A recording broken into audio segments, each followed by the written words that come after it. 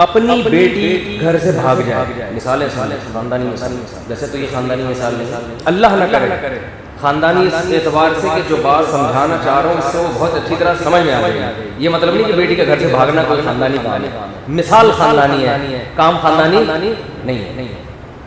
بچی گھر سے بھاگ گئی، اگی بھی باپ کی کوتاہی سے وہ نکاح نہیں کر رہا، اس کا ٹائم ہے، نہ باپ دلچسپی لے رہا ہے نہ بھائی دلچسپی، ہر رشتے میں کیڑے نکال کے ریجیکٹ. اچھا یہ بھی سمجھ لیں کہ رشتوں کے معاملے میں رشتہ داروں سے مشورہ کبھی نہیں لینا چاہیے. الٹی بات ہے لیکن تجربے کے بعد آپ یہ بات سیکھ جاؤ گے. کچھ باتیں ہم بظاہر الٹی کر رہے ہوتے ہیں لیکن وہ ہوتی صحیح ہے.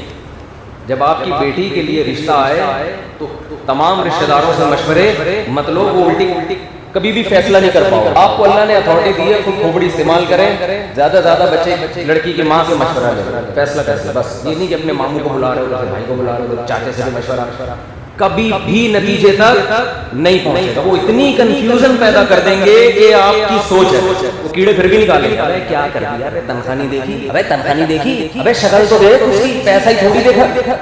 بھائی 100% دنیا میں صحیح کوئی بھی نہیں ہوتا. بعض دفعہ پیسے ہوتے ہیں شکل نہیں ہوتی، بعض دفعہ شکل ہے پیسہ نہیں ہے، بعض دفعہ شکل بھی ہے پیسہ بھی ہے مگر تیسری کر رہا ہے،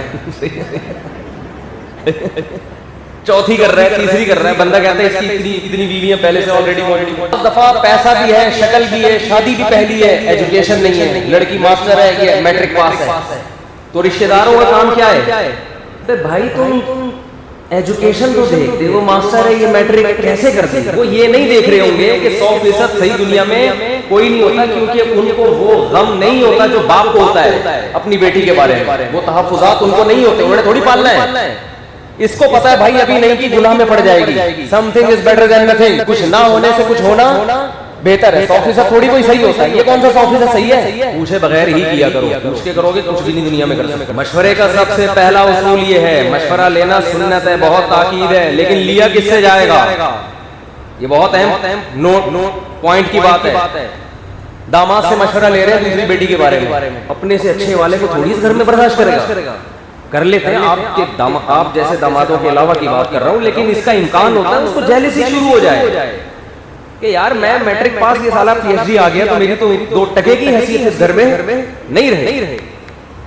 2 ٹکے کا نہیں، ویسے ہی نہیں 1 ٹکا تھا میرا ٹوٹل اس گھر میں، وہ بھی آدھا ٹکا ہو جائے گا. تو اللہ نہ کرے آپ کی بچی گھر سے بھاگ گئی، وہ بھی آپ کی غلطی سے، تو فوراً اہل حدیث سے فتویٰ لیں گے کہ جی بغیر ولی کی اجازت کے اس نے شادی کی ہے. قرآن حدیث کی روشنی میں بتائیں، باپ کی مرضی کے بغیر لڑکی اگر شادی کرتی ہے تو یہ نکاح کنسیڈر ہوگا یا نہیں؟ وہ فتویٰ دیں گے ولی کی اجازت کے بغیر لڑکی، بالغ عاقل لڑکی بھی نکاح نہیں کر سکتی. اور یہ تینوں اماموں کا یہی مذہب ہے، امام مالک، امام شافعی اور امام احمد بن حنبل کا یہی مذہب ہے، یہی رائے ہے ان کی. سمجھتے ہو وہ جو حدیثیں لکھ کے دیں گے اس وقت اختلافی مسئلہ ہے تو دلائل دونوں طرف ہیں، تو وہ فوراً سمجھ میں آ رہی ہے اور پھر فتویٰ لے جا کے سب کو دکھائیں.